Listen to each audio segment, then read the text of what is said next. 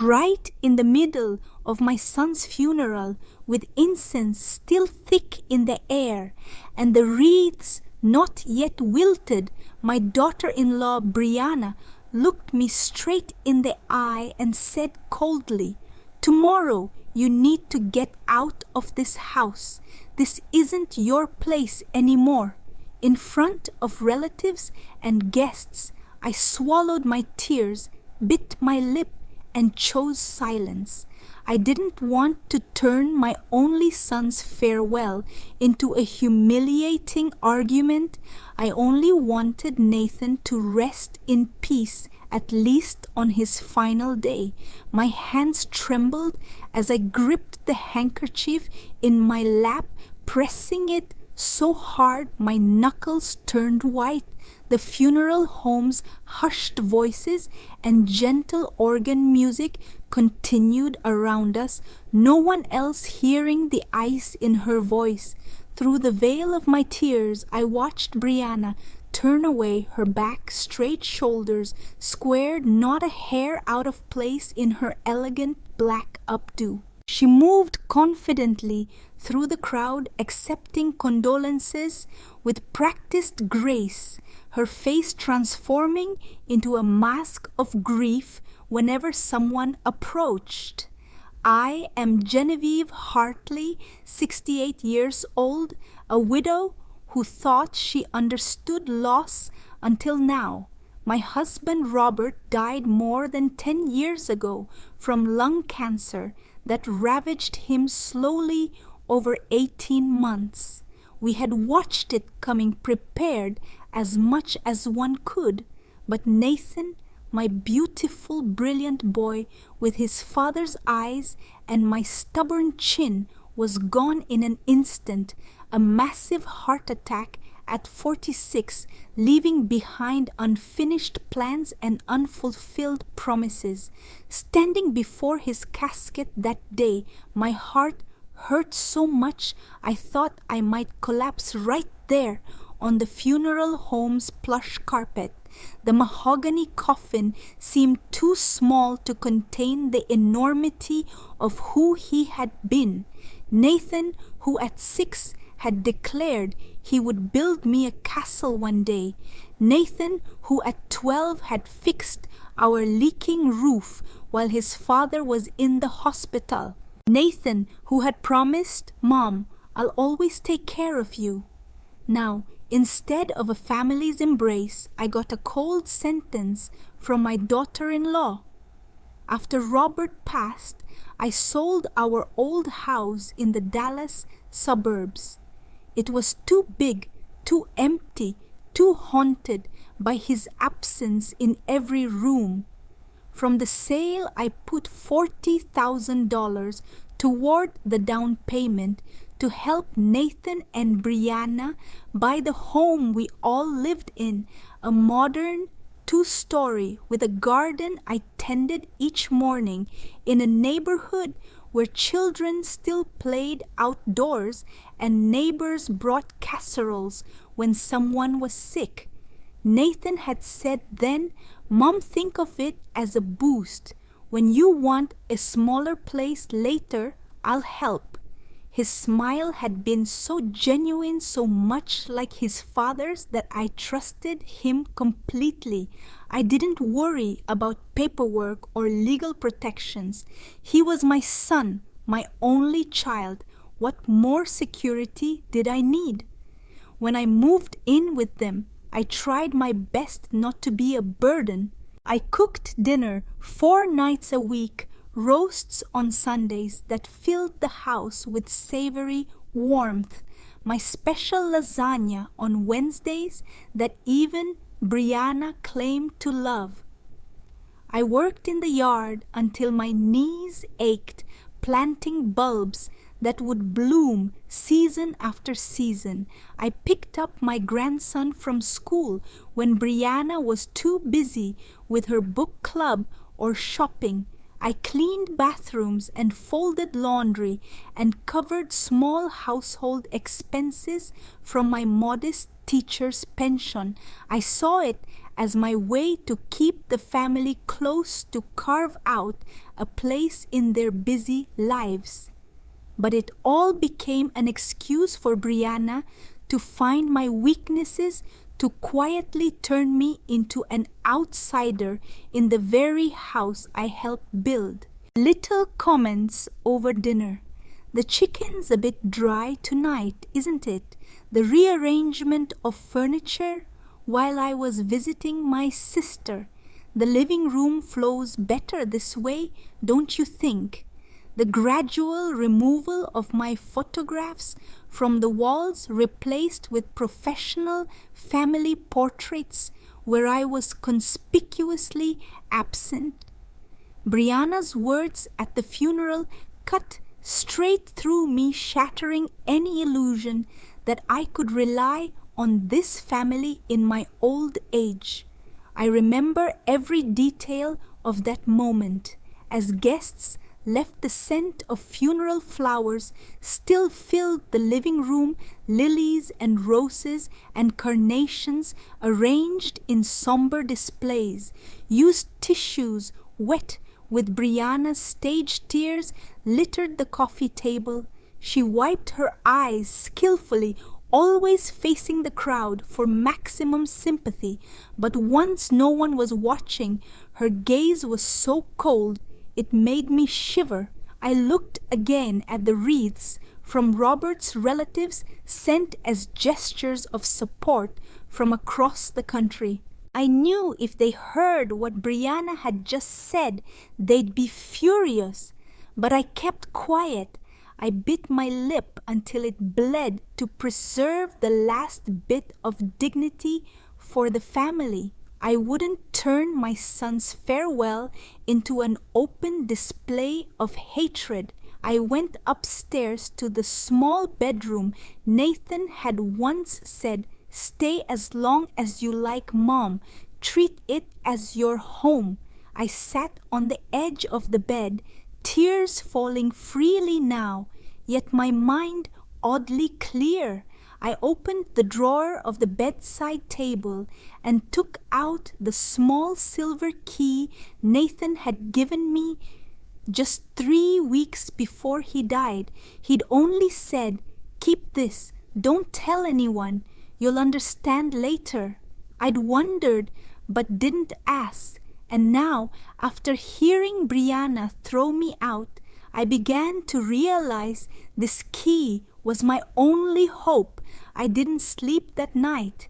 I packed my things into 4 large suitcases and 2 cardboard boxes.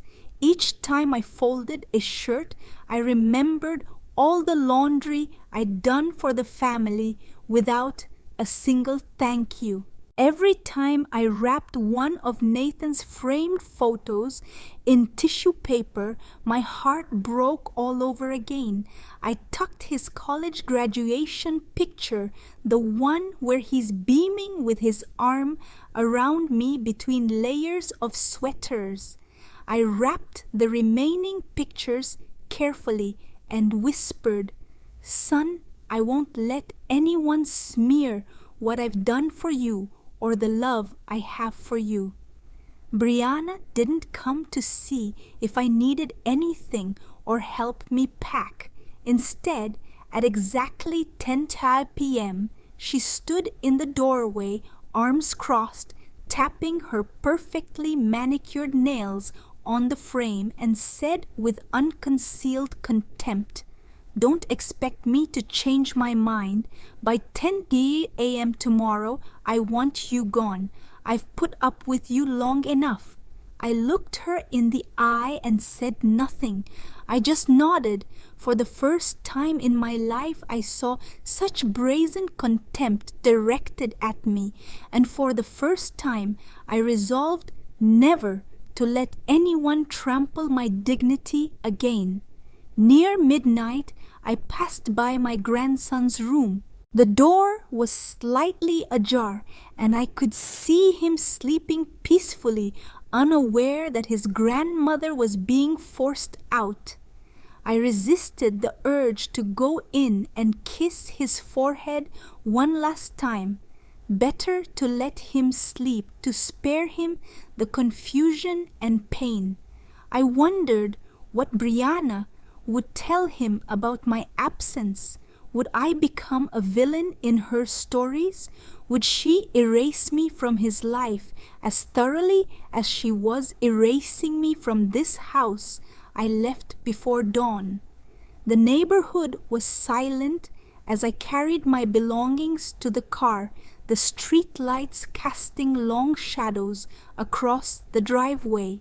I took only 4 suitcases in the trunk, a box on the back seat, and Nathan's silver key in my coat pocket. I drove out of the quiet cul-de-sac while everyone slept. No one knew the woman who'd cared for so many of their children, who'd brought cookies to block parties and nursed sick neighbors, was slipping away like a homeless stranger. I stopped at a roadside motel where a neon vacancy sign threw a cold blue light over the nearly empty parking lot. The night clerk barely looked up from his magazine as he pushed a registration card toward me. The room was small, smelled of bleach and cigarettes, despite the no smoking sign, and the sheets were wrinkled, but I knew this was only temporary. From my purse, I opened the envelope Nathan had bundled with the key. Inside was Attorney Harold Pierce's business card and a handwritten note. "Mom, if I'm gone one day, go see Mr. Harold. I've arranged everything." I cried again, but not only from pain. They were a mother's tears on realizing her son had seen it all coming. Nathan knew his wife's true nature and quietly laid out a path for me to survive. I sat by the motel window, watching headlights streak past on the highway. A small fire lit in my chest.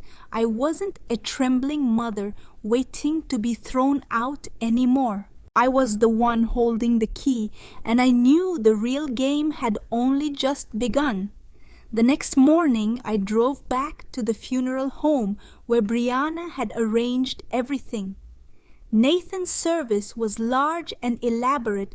White flowers blanketed the room, hymns played steadily from hidden speakers, and hundreds of well-dressed guests filed in throughout the afternoon. Everyone praised how solemn and well-organized it was, looking at Brianna with sympathy, seeing her as the young widow who'd lost her husband too soon. I stood off to the side, feeling like a faint shadow at my own son's farewell. I noticed every detail, enlarged photos of Nathan on the walls from childhood to graduation, then the wedding to Brianna, then family vacations, but not a single recent photo of Nathan with me. The pictures I remembered in the living room, me hugging Nathan at his college graduation, the two of us at Thanksgiving with relatives, were gone. In their place were carefully curated family of 3 shots, Nathan, Brianna, and my grandson. I stood still, as if erased from my own son's memories. Brianna entered in a long black dress, her makeup flawless but seemingly blurred by tears. Her sobs were loud enough for everyone to hear. Whenever someone came to comfort her, she clung to them and cried harder, making people believe grief was crushing her soul. Outsiders would think she was a devoted, faithful widow. But I knew those tears weren't for Nathan. I still remembered the cold look the night before, the contempt in her voice as she threw me out. A few hours apart, yet the images were impossibly different. One Brianna in public, The grieving wife poster child for loyalty. Another Brianna behind closed doors. I scold, unafraid to toss out a mother who just lost her son. I walked the hallway trying to fulfill my duties as the bereaved mother. I greeted Nathan's old friends, neighbors, and co-workers from his architecture firm. They offered the usual comfort. Life is so unfair. He was so young. You have to stay strong. I nodded and managed weak smiles, but deep down I felt like I was playing a different role, the quiet, patient mother, while the main stage belonged to Brianna. What made my throat tighten was standing in the receiving line when I heard Brianna whisper to her brother Trent behind a wall of white flowers. Her voice was low, but I heard it clearly. The life insurance will cover the debt for 2 years. After that, I can manage. And the old woman, a short, harsh laugh, then will get the hint I'm not obligated to support anyone else. I froze. My hands shook and my heart pounded like it would burst. For a moment I felt like a throwaway, a weight to be dumped. In the middle of the funeral with my son, not yet buried, Brianna was calculating money and cutting me out of her life. No more feigned sympathy, no more family unity. The mask slipped in a few sentences. I gripped my purse to hide my trembling hands. I told myself not to make a scene, not here, not now. Nathan deserved a dignified farewell, not his mother and wife tearing each other apart in front of everyone. I lifted my head, swallowed the lump in my throat, stepped out of the row of chairs, and quietly found a seat off to the side.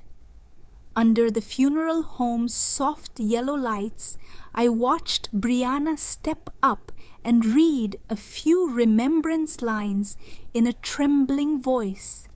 She spoke about a wonderful husband, about future plans cut short, and a pain that won't fade.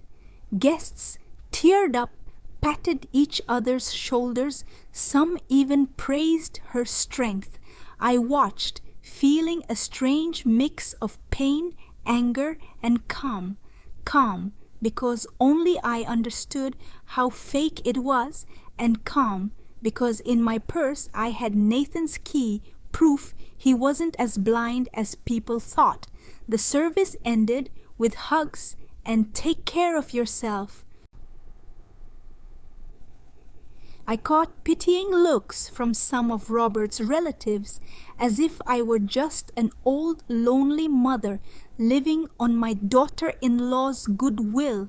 They didn't know she'd just taken my home. I forced a smile, thanked them, and left quickly before the tears returned. Leaving the room, I saw Brianna in the hallway with Trent. They stood close, whispering, glancing my way.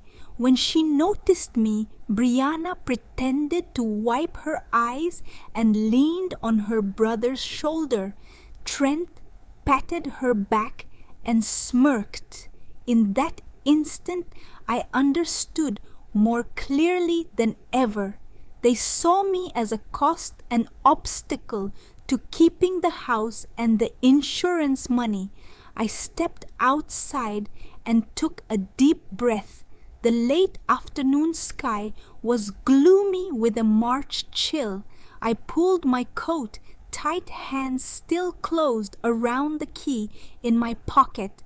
The cold outside was nothing compared to the cold inside me, but in that deepest sorrow I felt a glimmer of light. I knew I no longer had a place in this family, at least not in Brianna's eyes. But I also knew Nathan hadn't abandoned me. He'd prepared something for me, and this key was proof. That night, I didn't go home. The house I thought would be my final place where I'd grow old, surrounded by family, was already slipping away from me like water through cupped hands. I drove straight to the small highway motel I'd rented. Sitting on the worn bedspread, I replayed Brianna's whisper. The insurance will cover the debt. The old woman will get the hint. The words kept looping like a blade. I cried, but not just from loss. It was humiliation being despised, while my son wasn't even in the ground yet. When the tears ran out, I sat up straight and faced the foggy mirror on the wall. I whispered, "Son, I won't let them trample me like this. You wanted me strong, and I will be." I touched the pocket where the key rested. In that moment, I knew the counterattack would come, and when it did, I wouldn't be the weak old mother they imagined. 2 days after the funeral, my phone rang. Brianna's name lit up the screen. I hesitated, then answered, already certain nothing good would follow.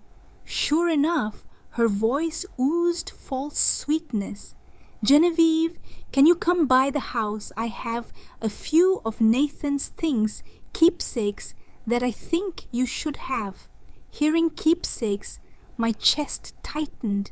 I thought of watches Nathan wore or old photo albums he kept in his nightstand. Suspicious, but I agreed, partly to hold on to something of my son, partly because I knew I'd be facing Brianna many more times. When I arrived, the house looked exactly as it did after the funeral. White flowers drooped in vases, and the air was heavy with dampness and leftover candle scent. It had once been Nathan's warm home. Now it felt like a cold stage. Brianna opened the door, face expressionless, no tears left. "Come in," she said, turning away. "Straight to the living room." I paused at the threshold, then followed. The oak table in the center was cleared except for a stack of papers and a pen. There wasn't a single keepsake of my son. I knew instantly this wasn't about returning mementos. It was a trap. Brianna sat and pointed at the stack. "This is an agreement. If you sign, there won't be any legal disputes over the house. I want things clear. The house is in Nathan's name, which means it's mine now. You need to confirm you're leaving voluntarily. No claims, no demands. That way, everything stays smooth." I stared at the pages.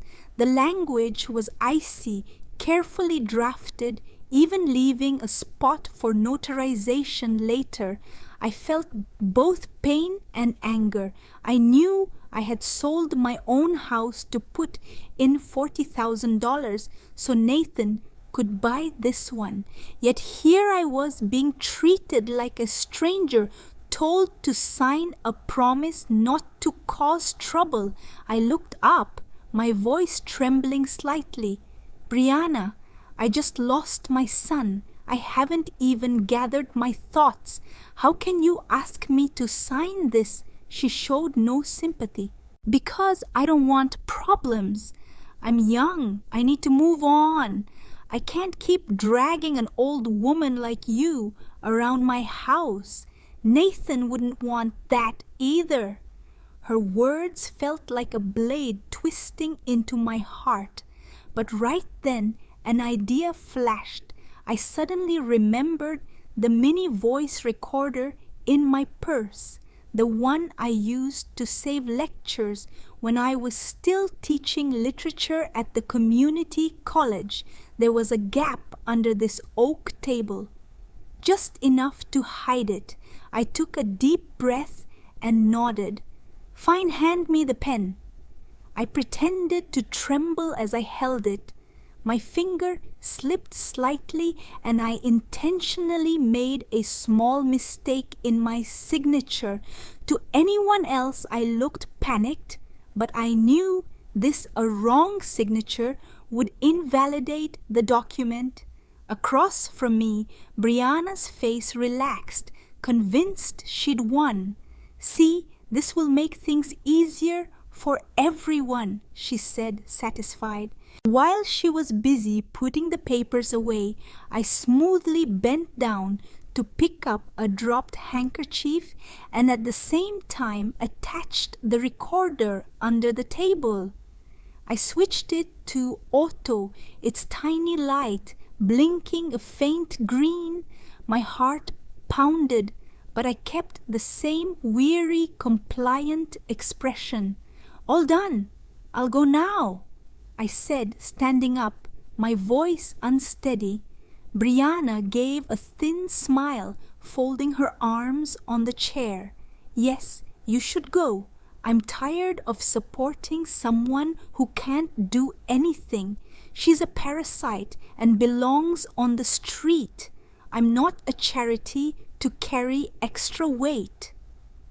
I turned away, hiding the tear rolling down my cheek, but inside me something else flared, clarity and resolve. The mini recorder had captured every cruel word. That was my first piece of evidence, and I would guard it like a treasure. Leaving the house, I drew a deep breath on the porch. The late March sky was gray, the wind strong enough to make the front yard trees sway. I pulled my coat tight and hurried to the car. When the door slammed shut, I exhaled long, like I'd just escaped a predator's den. I drove back to the motel, heavy-hearted, but with a new fire lit inside me. I knew I had nothing left to lose, but I had something. Brianna couldn't imagine the truth, and I would let that truth be the rope that binds her. That night, I sat alone in the small room. I took out the recorder and hit play. Brianna's voice rang out clear in the stillness. "She's a parasite and belongs on the street." I listened 3 times, each time feeling both hurt and more determined. I whispered to myself, "Nathan, did you hear that? Your wife's true face is showing, but I won't keep crying. I will stand up and I'll let the world know you were right to trust me." I put the recorder in the drawer and locked it. The first piece of evidence was in my hands, and I knew this was only the beginning of my counterattack. I returned to the roadside motel room late at night. The red neon vacancy sign outside flickered cold light through the thin curtain. Inside, the harsh bleach smell clung to the faded sheets, stinging my nose. The small room was bare. A single yellow bulb hung from the ceiling, casting a dim, dreary glow. I sat on the edge of the bed, clutching my bag to my chest. Brianna's words from that afternoon still pounded in my head. "She's a parasite and belongs on the street." I didn't need to replay the recording. Every syllable felt carved into my bones. Each time I remembered, it hurt and also sparked a flame. It wasn't just an insult. It was a cold confirmation that she considered me disposable. I leaned back against the wall, eyes half closed. Scimitars thundered along the highway outside, mixing with the old air conditioner's rattling hum. In that moment, I told myself, I lost my husband and now my son, but I will not lose my dignity too. Nathan, my only child, saw all of this coming. Proof of that was the silver key and the note he left me, and I knew that was my only path out of Brianna's trap. The next morning, sunlight slipped through the thin curtain, painting blotchy streaks across the mildew-stained wall. I woke from a nearly sleepless night. My body was exhausted, but my mind was strangely clear. I washed my face with icy water from a rusty tap, then made instant coffee from the vending machine in the lobby. It burned bitter in my throat, but at least it woke me up. I sat at the wobbly wooden table and took out the envelope from Nathan. His familiar handwriting on the note made my hands shake. "Mom, please go see Mr. Harold Pierce." Below were the phone number and the law office address. I traced the letters as if touching Nathan's hand. I sat still the entire morning, a finger resting on the numbers. I didn't call yet, partly because I needed to calm down, and partly because I knew this call would open a new chapter, and once it began, there'd be no going back. I had to be ready, not a weeping, fragile mother, but a woman prepared to fight for the right to exist. By late afternoon, my phone rang, an unknown number. I answered, and a steady, low male voice said, "Hello, I'm Harold Pierce, the attorney handling Nathan Hartley's legal matters. First, please accept my condolences for your loss." I gripped the phone, my throat tight. After a moment, I answered, "Thank you, Mr. Pierce. Nathan, my son, mentioned you. He trusted you." Harold's voice softened, a steadying anchor. "Yes, Nathan worked with me for some time. Before he passed, he left certain documents and instructed me to contact you. We should set up a meeting to clarify issues related to an addendum to the will. Could you come to my office next Tuesday at 2 p.m.? I nodded, knowing he couldn't see me. "Yes, I'll be there. Thank you." When the call ended, I set the phone down and stared ahead. Fear fluttered in my chest, but so did hope. Nathan hadn't abandoned me. My son had prepared something, left me a path Brianna never expected. I looked up at the smoke-stained ceiling, and it suddenly seemed brighter, as if Nathan's eyes were watching over me. That night, I opened an old notebook and began to write like speaking to my son. "Nathan, today I got a call from Attorney Pierce. You prepared more for me than I ever imagined. I promise I won't let you down. I'll keep my dignity, and I'll let the world see you were right to believe in me." I folded the notebook and tucked it under my pillow. Outside, cars tore down the highway like racing heartbeats. I knew the day of reckoning was close. 2 days later, my phone rang again. This time, Brianna's name flashed on the screen. I hesitated, then answered. Her voice was sugary and strained. "Genevieve, I just want to make sure you're not planning to make trouble for me. We're still family, right? I think you should let things be. Staying quiet is best for everyone. Otherwise, no one will believe you anyway." I drew a long breath, holding back anger. "Brianna, I don't want drama. I only want Nathan to rest in peace. But remember this, I won't let anyone walk over me ever again." A short, mocking laugh crackled through the line.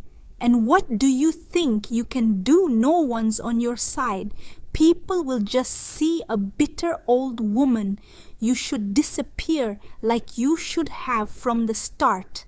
I closed my eyes and said nothing. I let her finish and quietly hung up. Then I opened the drawer and looked at the recorder resting inside. I knew that if needed, I had what I needed to protect myself. In the days that followed, I lived hour by hour. Each morning, I put on my old coat and went out for a hot coffee from the convenience store near the motel. I sat in the corner and watched sunlight move across the room. My shaking eased, replaced by steady anticipation. I knew that by next Tuesday, everything would be different. In those quiet moments, I thought of Brianna. She was surely scheming, surely relieved. She thought she'd forced me to sign. She didn't know the signature was invalid. She didn't know her cruel words were recorded. And most of all, she had no idea what Nathan had left for me.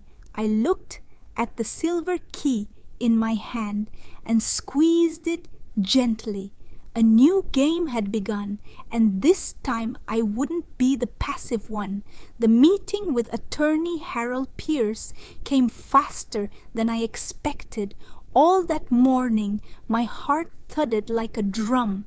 I wore a neat old navy dress and a gray cardigan. I wanted to look put together, not to show off, but to make sure Brianna saw I was still Genevieve Hartley, a woman with dignity, not the parasite she called me. The law office was in a 3-story red brick building downtown.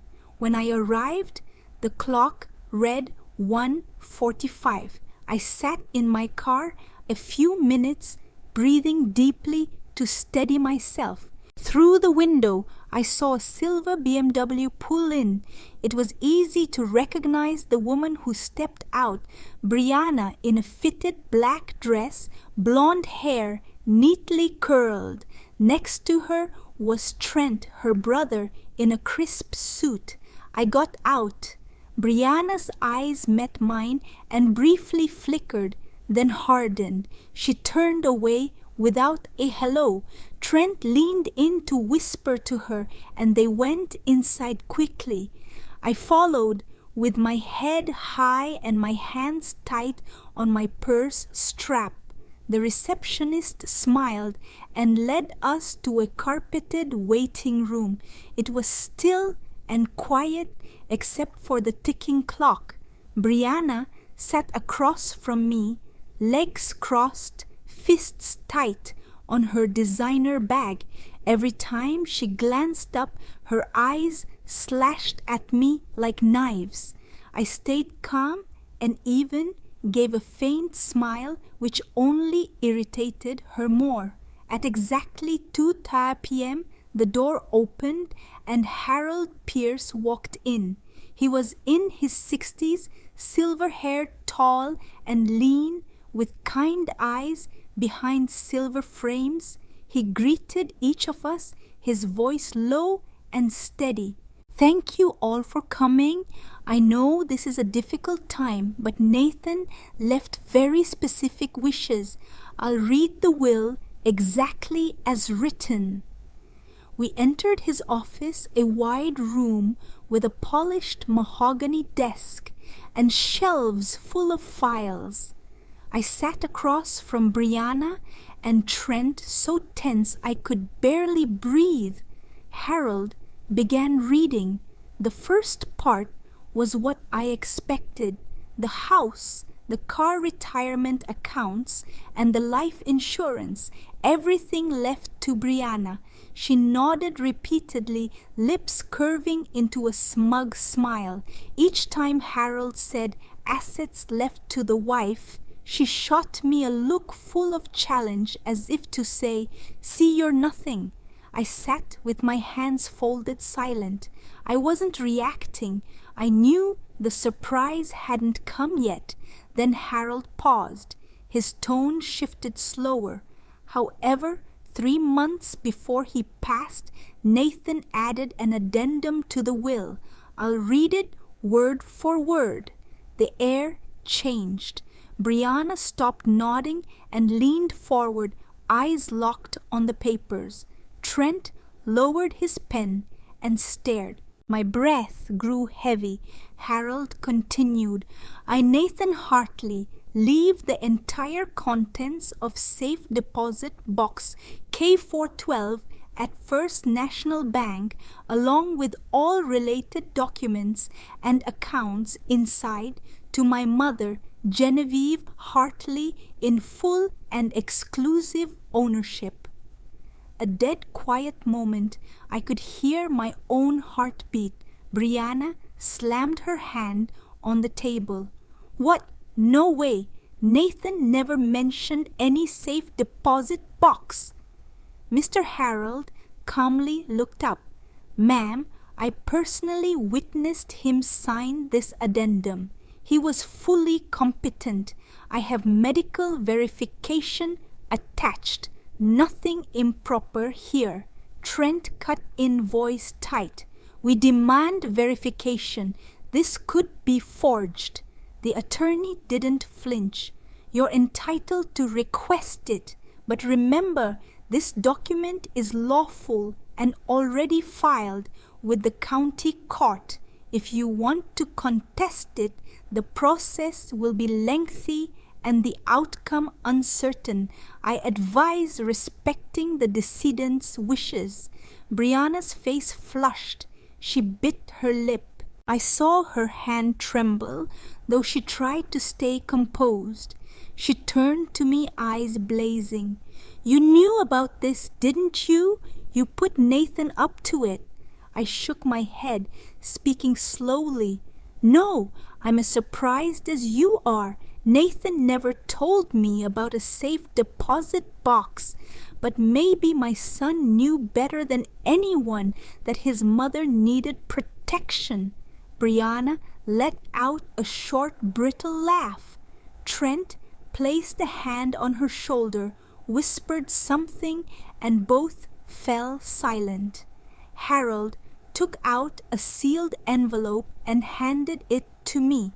These are the box key and the authorization.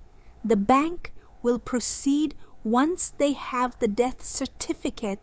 You have full access to the contents. I took it, my hand heavy yet oddly warm. Inside, I told Nathan, Son, I understand now.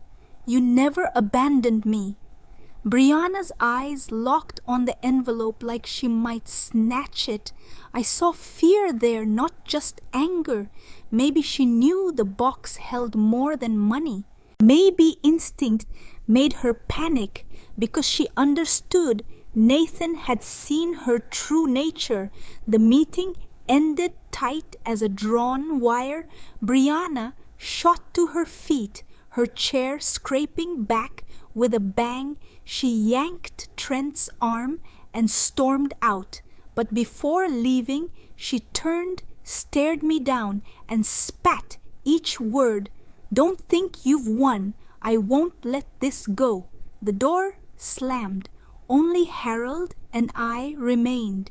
He looked at me with a faint smile.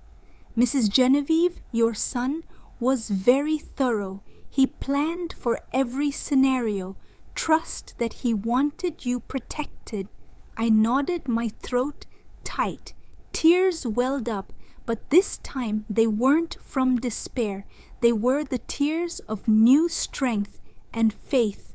Leaving the office, I stepped into the street. The late afternoon was chilly wind tugging my cardigan. I held the envelope close and walked slowly. People rushed by. Traffic flowed.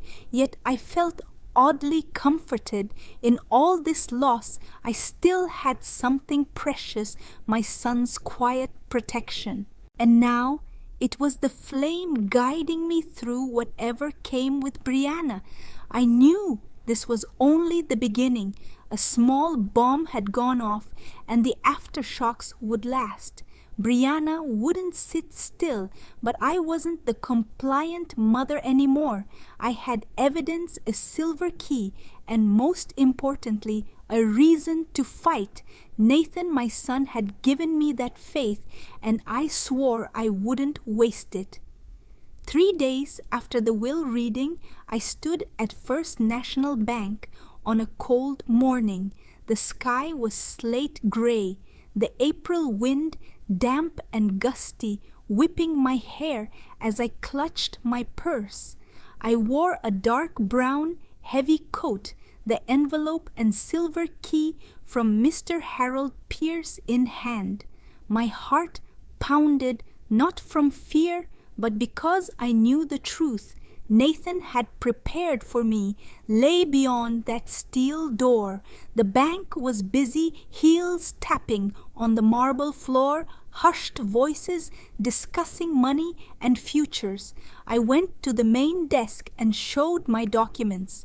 The banker, a middle-aged woman named Miss Peterson, looked up with kind eyes. "Are you Mrs. Genevieve Hartley? We were expecting you. Please follow me." I nodded and followed her through several security doors, each requiring key cards and codes. We stopped at a thick gray door with an electronic lock. Miss Peterson scanned her card and used a master key. My hands shook slightly as I pulled the silver key from my pocket and turned the second lock. A satisfying click. The door swung open and we stepped into a large room under fluorescent light. Box K412 sat on the third rack, long and heavy. I needed both hands to pull it. When the cold metal box settled on the table, I hesitated, suddenly aware I was about to uncover Nathan's final message to me. Miss Peterson offered a small smile. "Take as much time as you need. I'll wait outside." The door closed with a whisper. It was just me and the box. I sat, took a deep breath, and turned the key. Inside, the first thing I saw was a brown envelope labeled "For Mom." I opened it with shaking hands. Nathan's voice seemed to speak as I read, "Mom, if you're holding this, the thing I feared has happened. I'm sorry I can't protect you by being there, but I've prepared so you'll never be abandoned. You deserve a peaceful life.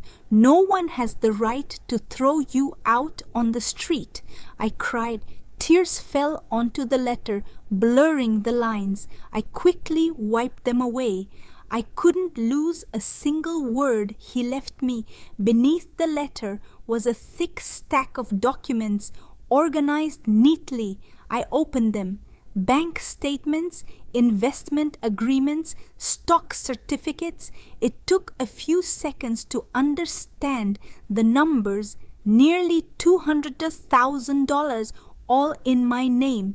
Nathan had taken the $40,000 I gave years ago, invested over time, and turned it into this. And there was more. In the corner sat a separate file marked in red, "Documentation." I opened it and almost lost my breath. Inside were printed emails, text messages, even screenshots. The first line hit like a slap. "She just needs to hurry up and die and leave the pension. I'll find a legal way to get it." That text came from Brianna's number to Trent more than a year ago. I shook but kept reading. There were sections where Brianna discussed manipulating Nathan, making him believe I was a burden, pushing me to pay more, even though the mortgage came straight from his salary. There were luxury purchase receipts matching the days she claimed she couldn't afford groceries. The Hermes scarf bought the same afternoon she told Nathan they needed to cut back on heating. The spa weekend she took while complaining about medical bills. Each page twisted my stomach pain and a rising anger intertwining. Nathan had known. He'd seen it all and quietly gathered proof, so one day I could protect myself. At the bottom was an old family photo. Me and Nathan on his college graduation day, his face bright with pride. On the back, he'd written, "Mommy, you're the reason I got here. Never forget that." I pressed the photo to my chest, choked up. For years I'd thought my son had been pulled away by his wife's control, but deep down Nathan had always stood with me. He just prepared for the worst. When I left the bank, the envelope and files were secure in my purse. Miss Peterson walked me out, eyes gentle. "Mrs. Hartley, I met Nathan a few times when he came in. He always mentioned you. I believe he loved you more than you know." I nodded, eyes wet, and whispered thanks. Outside, the midday light made me squint. The wind was cold, but I felt warm inside. On the drive back to the motel, my phone rang. Brianna. For a second, I wanted to ignore it, but I answered. Her voice was sickly sweet. "Genevieve, are you busy today? I think maybe we should sit down and talk about everything. I don't want the family to fall apart. I made roast chicken, your favorite." I tightened my grip on the wheel and gave a thin smile. "Sure, I'll come." I knew she wasn't inviting me out of kindness. She'd heard about the box. Now she wanted to pry out whatever Nathan left. But this time I wasn't coming empty-handed. I had truth, evidence, money. I had my son's quiet protection. That meeting would be our first face-off since the will reading, and this time I wouldn't just defend, I'd test her so she'd see I was no longer the compliant mother-in-law. I drove slowly, sunlight flashing off the windshield, my lips pressed tight. Inside, I spoke to Nathan. "Thank you, son. I found my weapon and I'll use it at the right moment so you can rest and the truth can see daylight." The lunch date with Brianna fell on a clear noon, sunlight slicing through my windshield so bright I had to pull the visor down. I drove my old car, emotions roiling from the moment I left the bank. I knew her invitation wasn't about family. It was just another trap. But this time I was ready. Brianna's house, what was once my home too, sat on a quiet suburban street. It was still the place I'd lived for 2 years, yet it now felt unsettlingly foreign. When I parked, the door opened. Brianna stood there in a pristine white dress, smiling warmly as if nothing had ever happened. "Genevieve, you're here. I'm really glad," she chirped, honey-sweet, voice, eyes cold as ice. I nodded slightly, carrying a small bag. Inside was the gift I'd chosen on purpose, a framed photo of Nathan on his graduation day. I was sure Brianna had never seen it because back then she hadn't yet entered my son's life. Inside, I hesitated. The dining room gleamed. A white cloth covered the table. A neat vase of red roses in the center. Fine gold-rimmed china was set like a banquet. Roast chicken salad, white wine, everything staged perfectly like props for a performance. "Please, sit, Mom," Brianna said, pulling out a chair like the devoted daughter-in-law. If I hadn't known her true face, I might have believed she wanted to make peace. I set the gift bag on the table and smiled. I brought you something small. Thought you should have it." Brianna tore the wrapping open, seeing Nathan in his cap and gown, face glowing with pride. Her expression softened only for a moment. The fake smile snapped back into place. "Beautiful picture. Thank you, Mom," she said, setting the frame aside. I noticed she didn't handle it gently, just brushed it off like a prop she didn't need. We sat. Brianna poured wine and handed me a glass. "To Nathan," she said with staged emotion. I clinked lightly and took a small sip. Inside, I reminded myself, stay calm, observe, don't rush. Lunch slid by in small talk. Brianna talked about repairs the house needed and rising expenses. I knew she was setting the stage. I stayed quiet and let her tangle herself in her own sugary web. Finally, after a few fluffy stories, Brianna set down her utensils, propped her chin on her hand and smirked. "Genevieve, I know you went to the bank. I'm not stupid. So what did you find in the box?" I looked up, playing dumb. "Oh, nothing much. Just a few old photos, some keepsakes. Nathan was sentimental like that." Brianna narrowed her eyes. I saw suspicion flicker. Then she gave a thin smile. "Really, I think there must be something more valuable. Nathan wouldn't keep a whole safe deposit box for a few pictures." I shrugged, feigning indifference. Meanwhile, my hand quietly placed a black pen on the table next to the water glass. It wasn't a normal pen. It was the mini recorder I'd bought after the first time I captured her cruel words. A light press at the top and the entire conversation would be saved, and I had just pressed it. Brianna poured herself more wine, took a long sip, then lowered her voice. "Genevieve, we're both adults. I'll be blunt. If you cooperate, I'll give you a cut. We both know Nathan left something, and it's better for everyone if we make a private deal. You'll have money to rent a place, and I won't have to drag this into court. Win-win." I sat still, looking straight into those glossy fake eyes. For a moment I saw the real face peeking out from under the makeup. That offer wasn't just greed, it was open contempt. I nodded slightly, my voice shaky, pretending to think.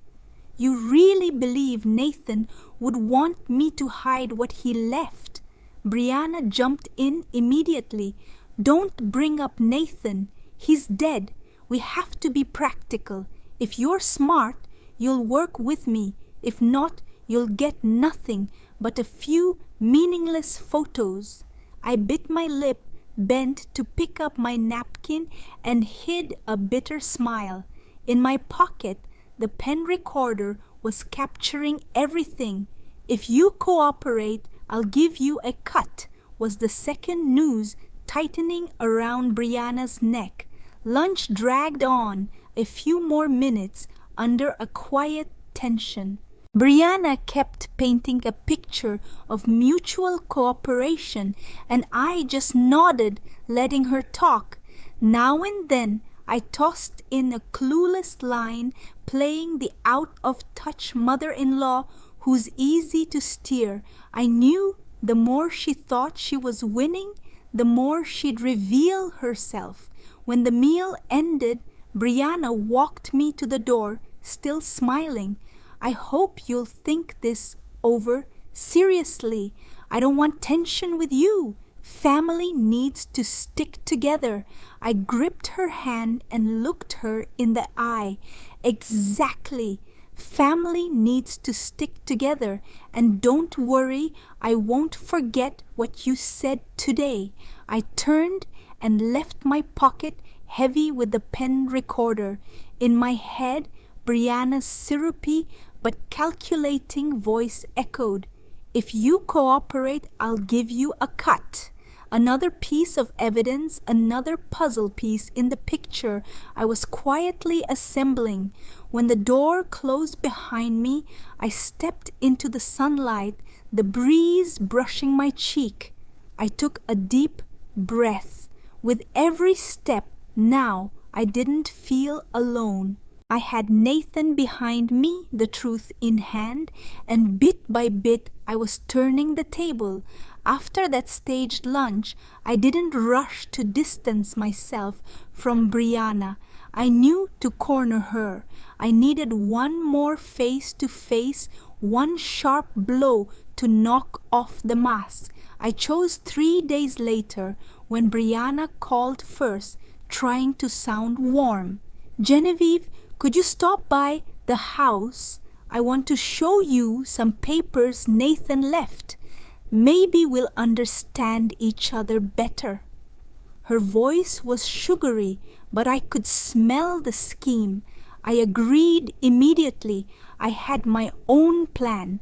Brianna's living room gleamed, fresh flowers on the table, leather sofas polished. She wore a red dress, makeup carefully done like she was prepping for a high-profile meeting. I set my purse beside me, folded my hands and kept my expression calm. "Thank you for coming," Brianna began with a half smile. "I think we need transparency to avoid misunderstandings. I don't want family tension." I waited a few seconds, then pulled a printed screenshot from my pocket. I set it gently on the table and slid it toward her. Brianna's eyes shifted from curious to stunned as she read the clear words, "Parasite, if Nathan dies, I'm turning her room into a home gym like I promised." The text was sent from her phone to Trent. Her face went pale, her lips quivered. This isn't mine. Someone faked it." I smirked slightly, my tone even. "Really?" "Because I have the originals on the drive. Nathan kept timestamps, phone numbers, and images. Who do you think a court will believe? An elderly mother with no reason to fabricate, or a widow with plenty of motive and gain?" The room grew heavy. Brianna's hand trembled as she reached to snatch the page, but I pulled it back. I stared straight at her without blinking. "And there's more," I said, taking out a thick, clipped stack. I dropped it on the table with a thud that made her jump. "I plan to hold this back, but maybe you need a reminder. These are your credit card statements. $15,000 spent the month Nathan died. High-end spa, New York hotel, designer clothes. And here," I flipped pages and pointed to a line, "is the day you asked me to help cook for the funeral reception, the same day your card ran nearly $3,000 for a dress. And this is what you call financial hardship." Brianna froze. Her eyes went wide, lips shaking, but no words came out. I leaned back, my voice lower but sharp. "Nathan saw it all. My son didn't say much, but he quietly kept records. Every bill, every text, every snide remark you made behind my back, and now it's all here." Brianna clutched her chest, her face ashen like her mask had been ripped off. She stammered, "Genevieve, I was overwhelmed. I needed to blow off steam." I let out a dry laugh. "Blow off steam with Nathan's money, with lies? by turning a widowed mother into a joke among your friends. I didn't raise my voice, but each word hit the table like a hammer, driving her further down. Her fingers dug into her palms. I knew she was spiraling, and that's exactly what I wanted. I leaned in and lowered my voice. The most interesting part is I still haven't shown the heaviest evidence. What you've seen is only the surface. Nathan left plenty more, enough to shred your reputation if I choose, but I'm not rushing. I want you to sit with it and understand the ledge you're standing on. The silence was so complete I could hear the clock ticking on the wall. Brianna looked up, fear and hate tangled in her eyes. But I wasn't shaking anymore. I'd come too far to back down. I stood, straightened my coat, and spoke calmly. Thanks for lunch the other day, and thanks for proving Nathan was right to believe his mother needed to prepare. Remember this, Brianna. I haven't made any of this public.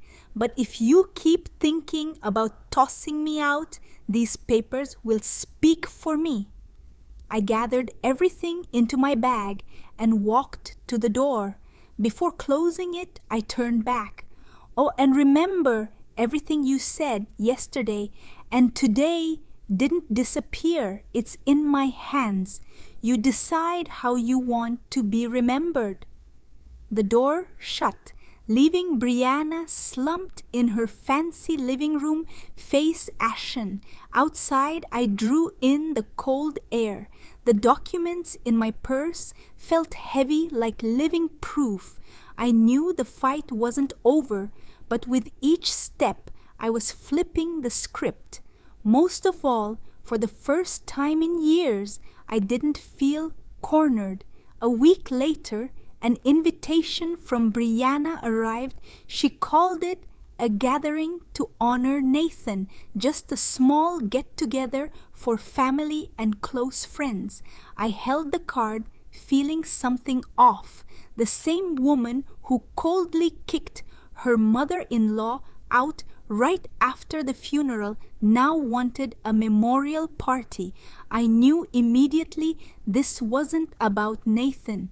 It was a stage for Brianna to keep playing the perfect widow. I decided to go, but this time not empty-handed. In my purse, the documents and the pen, recorder, quiet weapons Nathan left me were ready. I knew the stage Brianna built would be the perfect place to strip off her mask.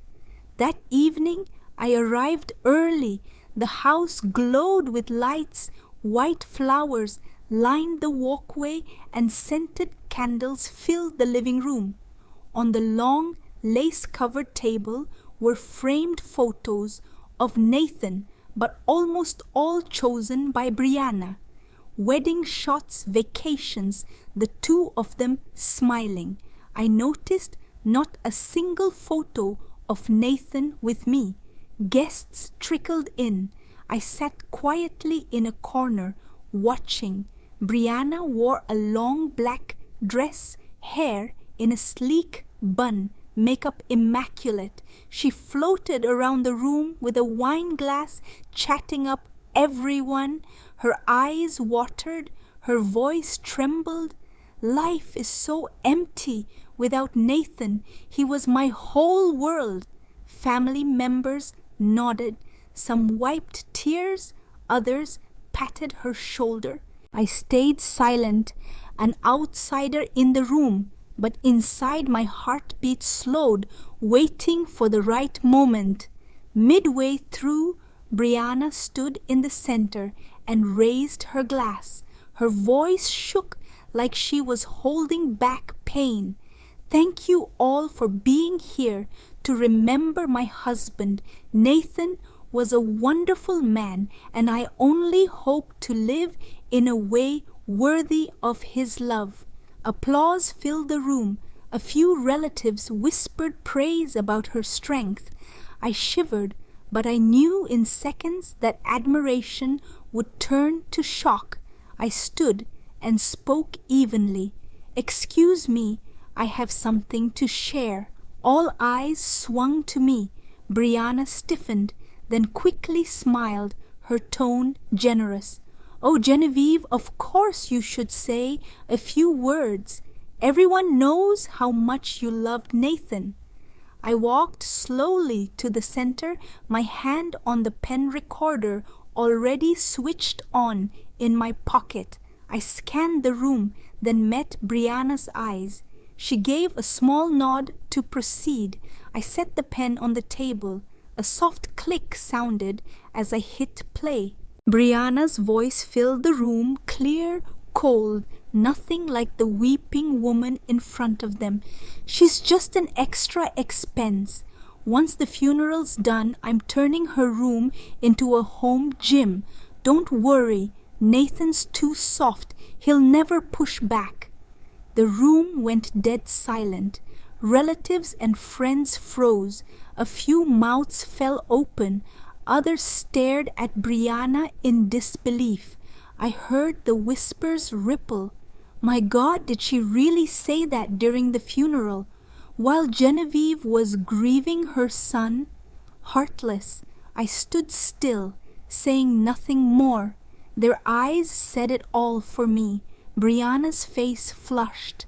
Her lips trembled. She forced a laugh, hands up. This must be edited. Someone's trying to set me up. You have to believe me. I would never. But the family's eyes delivered the blow. An older aunt stepped forward, voice firm. "Brianna, that's your voice. No one can fake that little bitter laugh. We heard it plain as day." A cousin shook his head and sighed. "I always thought you were cold, but this Nathan deserved better." Brianna looked around, trying to smile, but it shattered. She reached for her glass, but her hand shook so hard, wine sloshed onto the table. I didn't add any more harsh words. I just looked at her for a long time, then turned to the family. "I don't need to prove much. I just want everyone to know Nathan was never blind. He saw the truth and he protected his mother in his own way. Today, I let Brianna's own voice expose her." The whole room went silent. People no longer looked at Brianna the same way. The praise was gone, replaced by cold, scrutinizing stares. Brianna tried to stand tall, but I clearly saw her shoulders shaking, her face drained of color. She was lost inside her own performance before an audience that no longer believed. I went back to my seat and set my hand on the purse, heavy with documents. I knew I still had stronger blows to land. But right now, one strike was enough to make Brianna's perfect mask fall off in front of the whole family. That night, as I left the house, I heard the whispers behind me. Unbelievable. Someone like that had the nerve to fake crying. Now I understand why Nathan changed the will.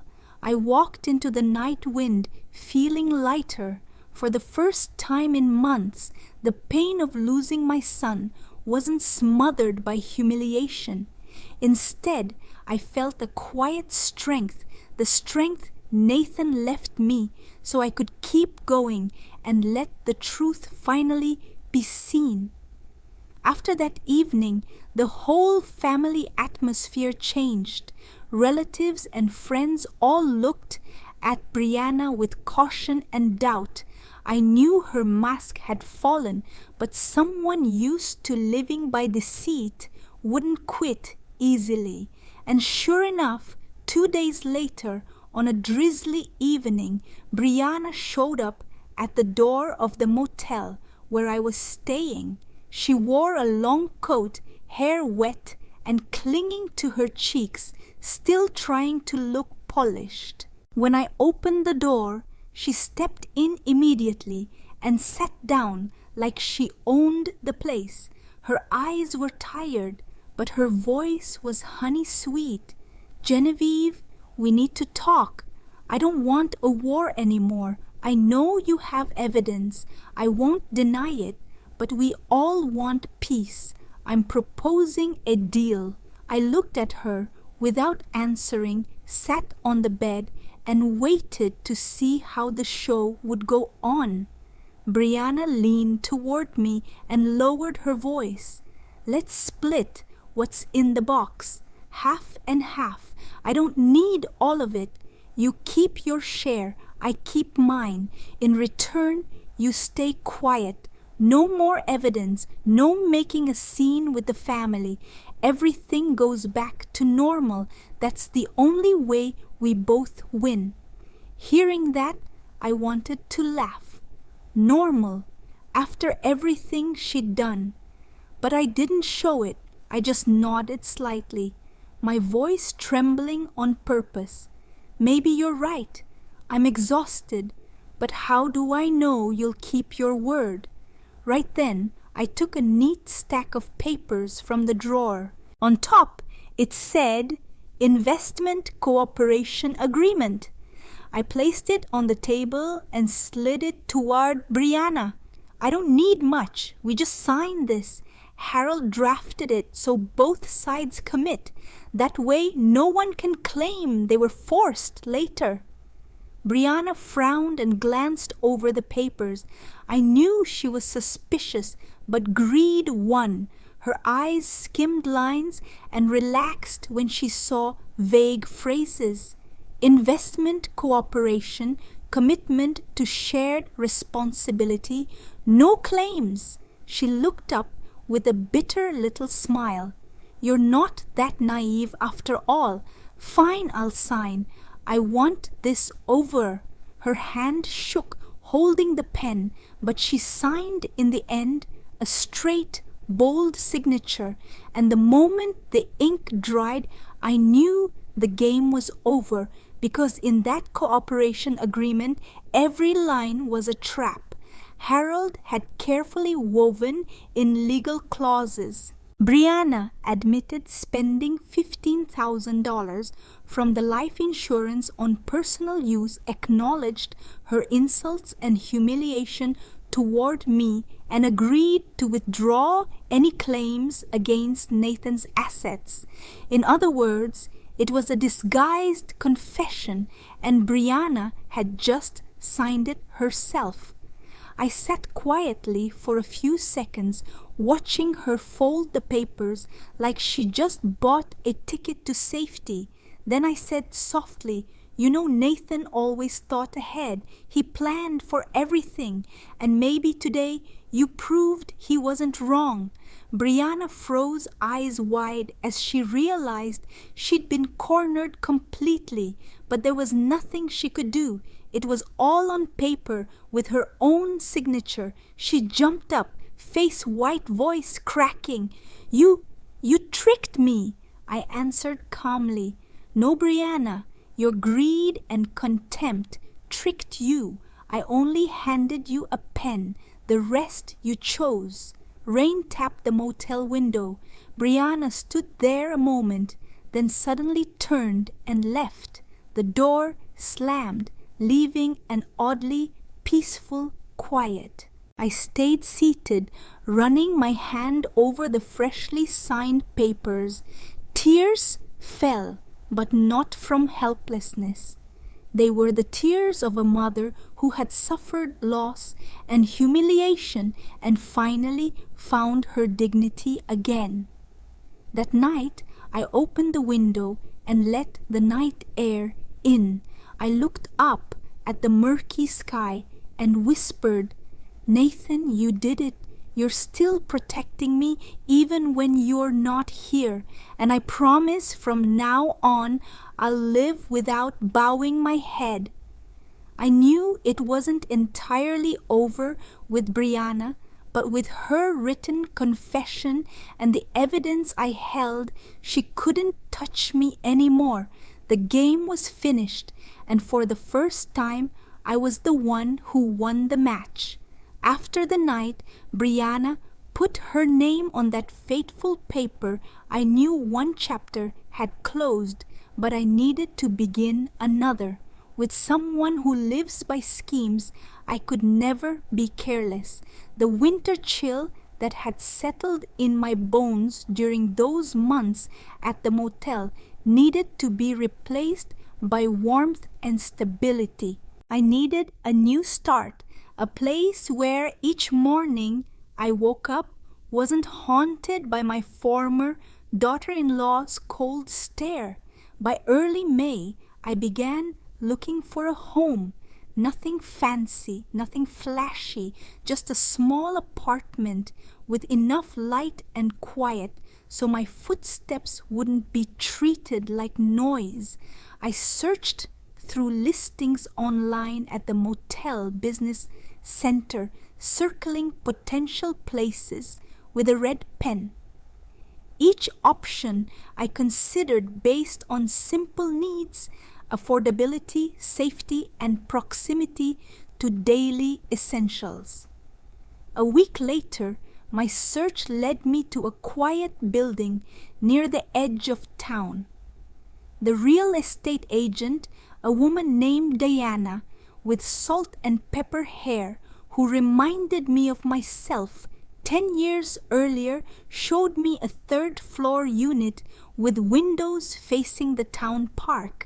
Wide glass brought sunlight into the living room where I could place my old moss green armchair, one of the few pieces I'd kept from my previous life. From there, every morning I would watch other seniors walking their dogs, kids playing on swings, and feel like I still belonged somewhere.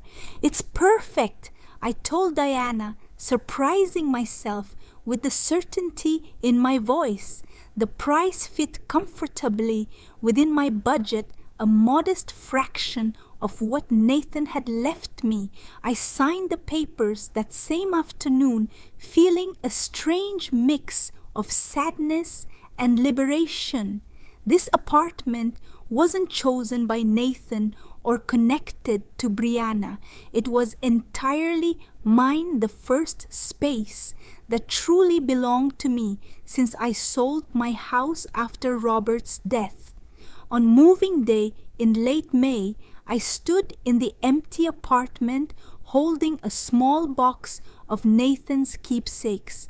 The morning light streamed through the uncovered windows, warming the hardwood floors. I placed his graduation photo on the wooden shelf beside a lavender pot I'd grabbed from the shop downstairs. That alone transformed the space. I whispered, "Nathan, see, I have a new home. It's not big, but it's full of light.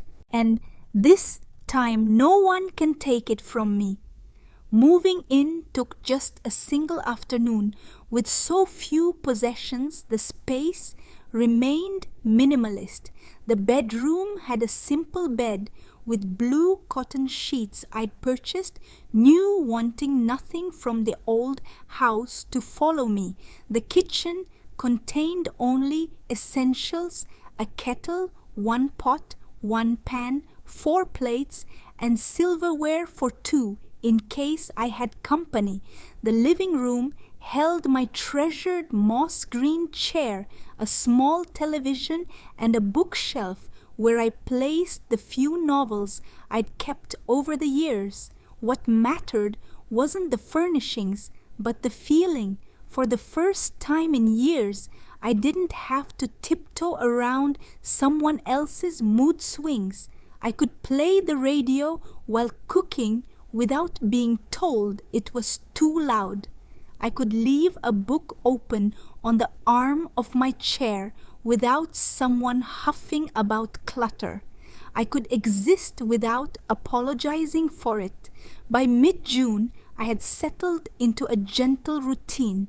Each morning, coffee by the window, watching the park come alive.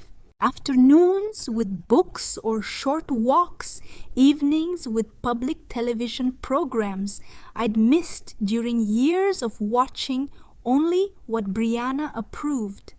The quiet was healing, not lonely. I was rediscovering the woman I'd been before grief and Brianna's cruelty had reshaped me. At the suggestion of Diana, who'd become something of a friend, I joined the senior women's group at the church near the park.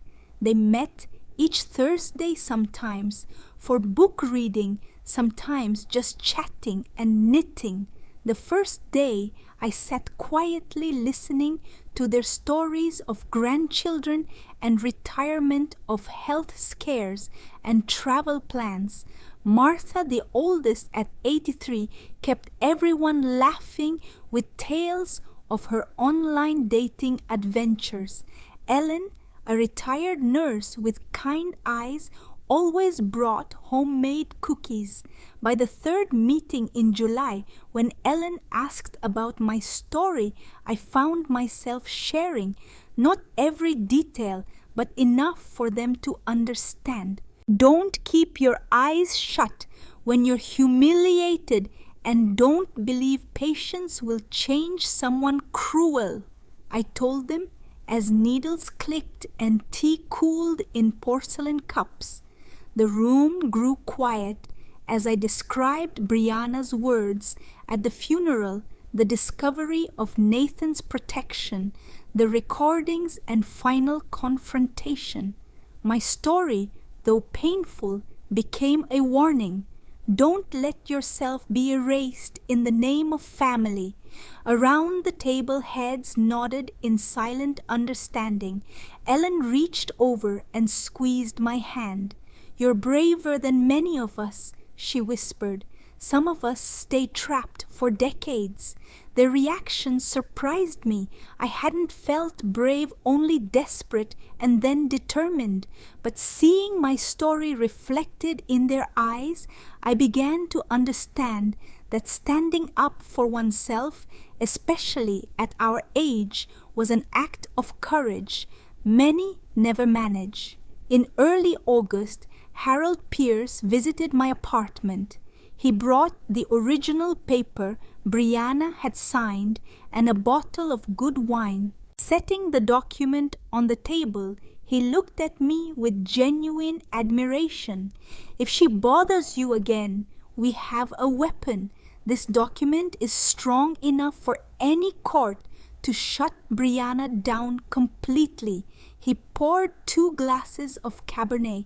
"But I don't think she'll try again. Women like that only fight when they think they can win."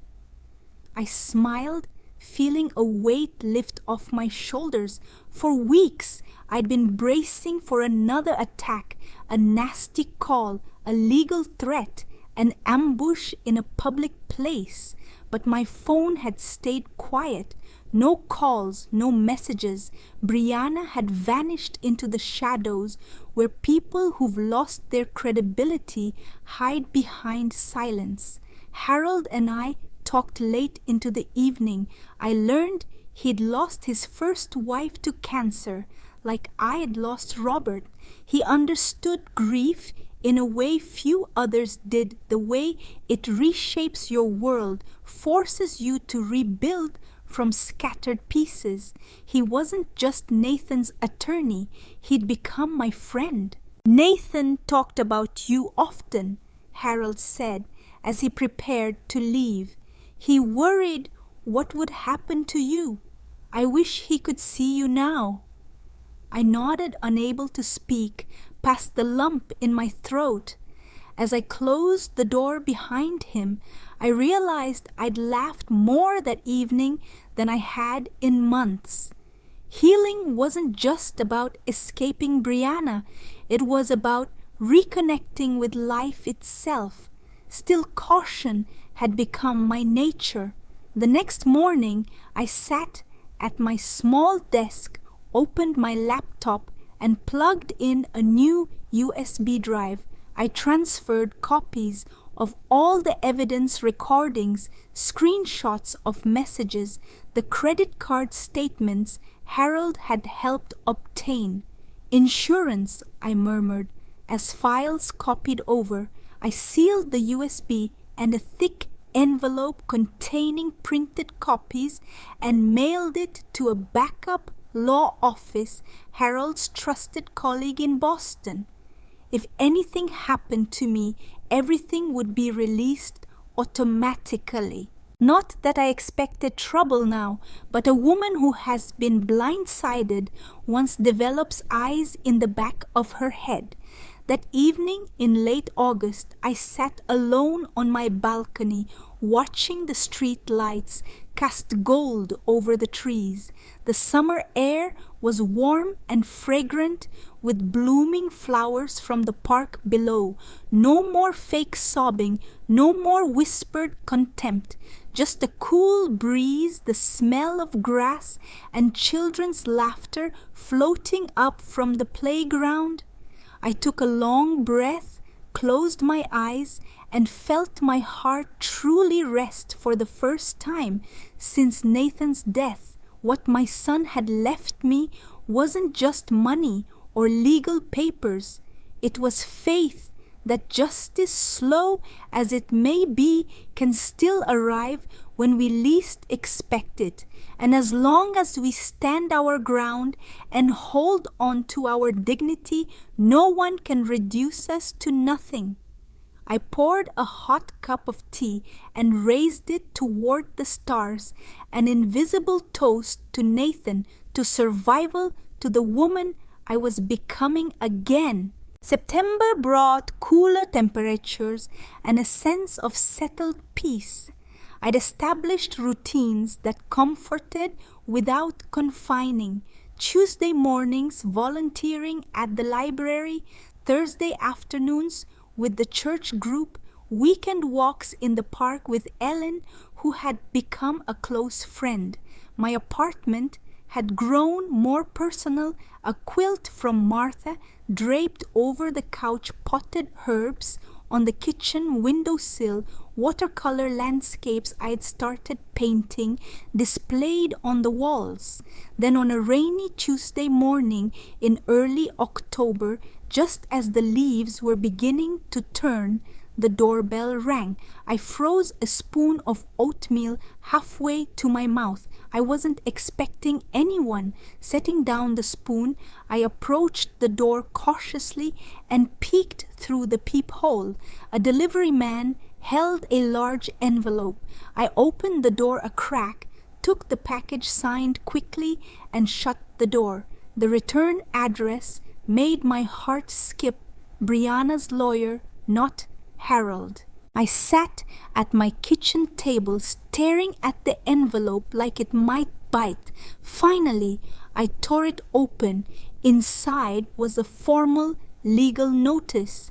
Brianna was contesting Nathan's will, claiming the safe deposit box had been added under duress when Nathan was not of sound mind.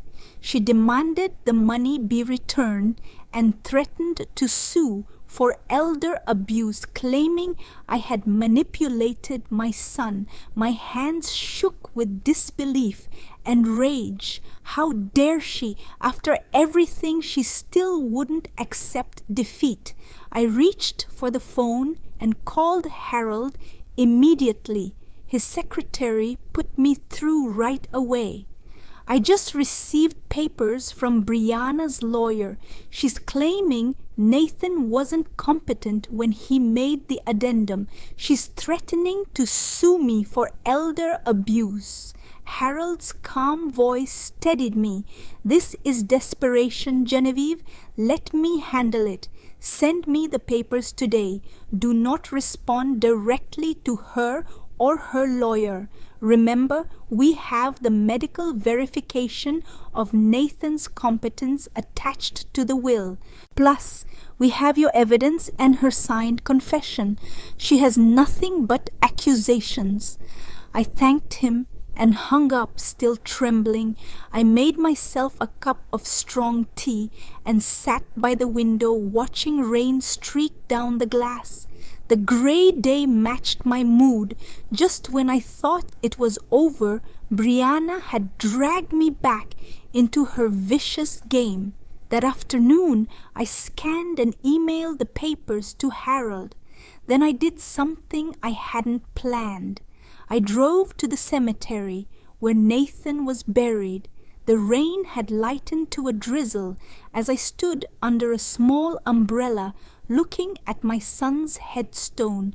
The granite was still new, the earth not yet fully settled. "Nathan," I whispered, water dripping from my umbrella onto my shoulders. "She's still fighting, but I won't let her win, not after everything you did to protect me." As I stood there, a strange calm settled over me. The initial panic faded, replaced by clear-eyed resolve. What could Brianna really do? She'd signed a confession. I had evidence of her cruelty. Nathan had medical verification attached to his will. Harold was confident I had nothing to fear. Walking back to my car, I made a decision. I would not let Brianna's desperate move steal my peace. I had worked too hard to find it. The next morning, I received a call from Ellen. Her voice was hesitant. "Genevieve, I don't want to upset you, but I thought you should know. Brianna has been talking to people in town. She's telling anyone who'll listen that you manipulated Nathan while he was sick, that you're unstable and bitter. She approached me after yesterday's service." I gripped the phone tighter. So this was Brianna's new tactic, character assassination. She couldn't win legally, so she'd try to ruin my reputation. "Thank you for telling me, Ellen. Please, if you hear anything else, let me know." I hung up and paced my living room. Brianna was trying to isolate me, to make me look crazy before any legal battle began. It was clever. If people believed her, they'd doubt everything I said. I needed to counter this move carefully. I called Harold again and explained the situation.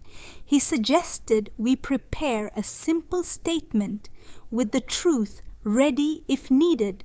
Nothing detailed, just the basics. Nathan made provisions for me because he saw his wife's true nature. I had evidence of her behavior. She had signed a legal document admitting to her actions. Over the next week, more reports trickled in that Brianna had approached my neighbors, spoken to Diana, who sold me the apartment, even contacted former colleagues from my teaching days. She painted a picture of a desperate, delusional old woman who had turned a son against his wife. Some people believed her. I noticed glances at the grocery store, whispers at the park, but others stood firm. Ellen and the church group rallied around me. Former students remembered me as the kind literature teacher who helped them through difficult books and teenage angst. They weren't quick to believe Brianna's tales. On a crisp evening in late October, my doorbell rang. This time, when I looked through the peephole, my heart nearly stopped. Brianna stood in the hallway wearing an expensive black coat, hair perfectly styled, face set in determination. I considered not answering, but decided against it. Hiding would only make me look guilty of whatever she was claiming. I opened the door, but blocked the entrance with my body. Brianna's smile was brittle. "Genevieve, may I come in? I think we need to talk, face to face, just us."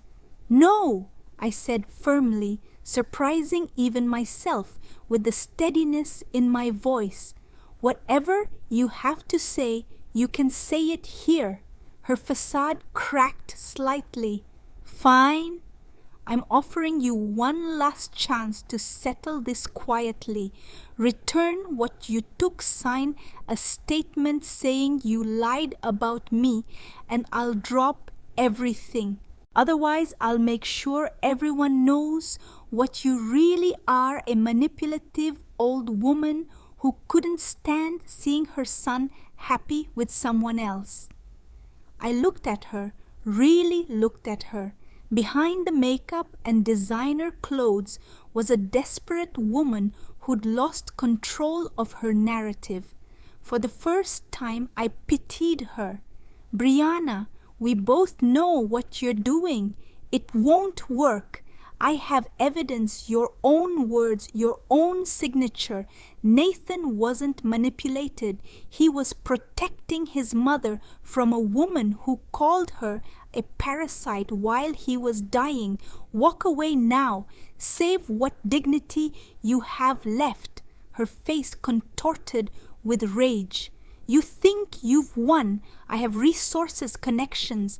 I can make your life miserable." I smiled calmly. "You already tried that. It didn't work. And before you threaten anything else, you should know I've prepared for every scenario. If anything happens to me, anything at all, every piece of evidence goes public. Every text, every recording, every receipt. Is that what you want? For everyone to see the real Brianna?" Her eyes widened slightly. She hadn't expected this level of preparation. After a moment, she straightened her shoulders and stepped back. "This isn't over," she said, but the conviction in her voice had weakened. "Yes, it is," I replied softly. "It was over the moment Nathan gave me that key. You just didn't know it yet." I closed the door gently and leaned against it, listening to her heels click down the hallway. My heart raced, but not from fear, from the realization that I had just faced my tormentor without flinching. I called Harold immediately to report the confrontation. He was concerned but impressed. "You handled it perfectly, Genevieve. This visit was probably a desperate attempt to intimidate you before her lawyer receives my response. I sent it yesterday, a comprehensive rebuttal with copies of the evidence and her signed confession. I suspect you won't hear from her again once she sees it." Did you? He was right. 3 days later, I received a formal letter from Brianna's lawyer withdrawing all claims and accusations. There would be no legal challenge to Nathan's will. The letter was cold and formal, without apology or explanation, but it was over. The final battle had been won. That night, I celebrated quietly with a glass of wine on my balcony. The November air was crisp, the park below peaceful under a canopy of autumn colors. Street lamps created pools of gold among the trees. A weight I'd carried for months finally lifted entirely. As winter gave way to spring, I received word through Harold that Brianna had moved to California. The house, my former home, had been sold to a young family with 2 small children. Sometimes, when I walked past, I heard laughter floating through the windows, saw toys scattered across the lawn that had once been my garden. I found it fitting. Nathan would have approved of this ending By the time the cherry blossoms bloomed in the park below my window, I'd found a new purpose. Ellen had suggested I volunteer at the community center, teaching literature to adults seeking their GEDs. Standing before a classroom again at 68 felt strange yet familiar. My students, most younger than Nathan, would have been listened with respect as I guided them through Steinbeck and Morrison. One evening after class, a woman in her 40s stayed behind. Her eyes were tired but determined. "Mrs. Hartley, your story went around town about standing up to your daughter-in-law." I stiffened, slightly unsure where this was headed. "It gave me courage," she continued. "I've been letting my boss talk down to me for years, afraid of losing my job. Yesterday, I finally stood up to him. It worked. He apologized." Her words warmed me more than she could know. My private battle had rippled outward, giving someone else strength. In that moment, I understood that what happened with Brianna wasn't just my story. It belonged to anyone who'd ever been silenced, dismissed, or made to feel worthless. As summer returned, marking a full year in my apartment, I finally felt ready to share my experience more widely. At Ellen's suggestion, I spoke at a women's retreat about resilience.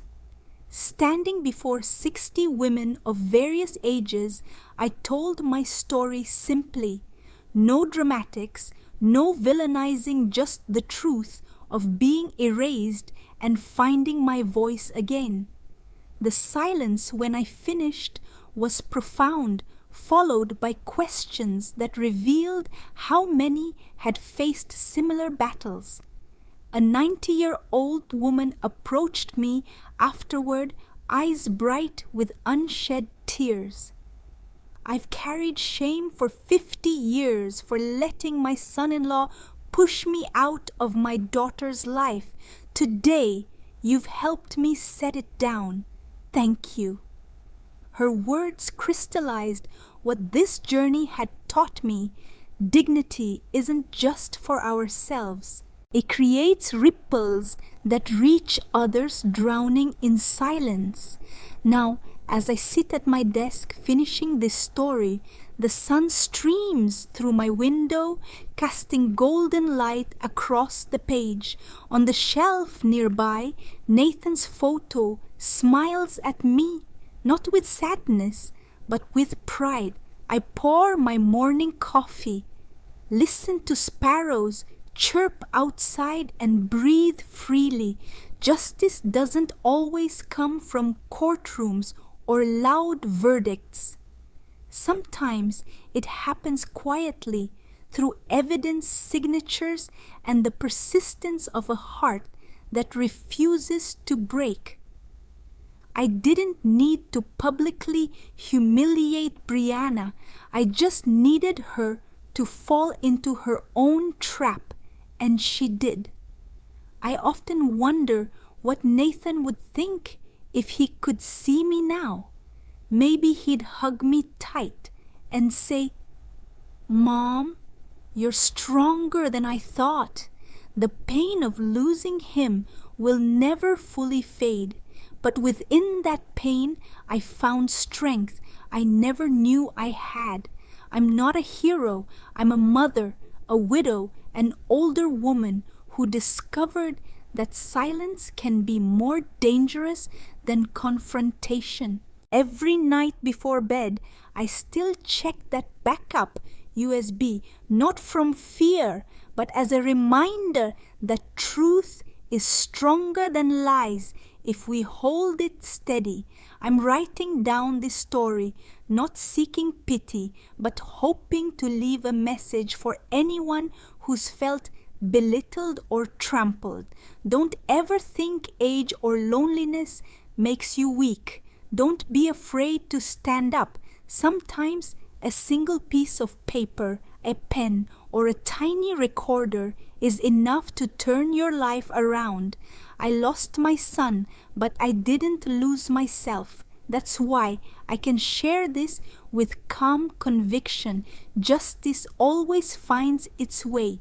Before I end, I want to thank everyone who stayed with me to the very end of this journey. Your presence wherever you are makes me feel less alone. Where are you listening from? Please share your city or country. I'd love to know how far my story has traveled. If this touched your heart, please like the video, share it with someone who needs to hear it, and subscribe so we can keep walking together through life's challenges. Every comment, every view, every bit of empathy you've given is the greatest gift to me at my age. Wherever you are, may each of us find light, find justice, and most of all, find peace in our hearts. Remember that no matter how old you are, how alone you feel, or how impossible your situation seems, you deserve dignity. And sometimes, like me, you have to be the one to reclaim it.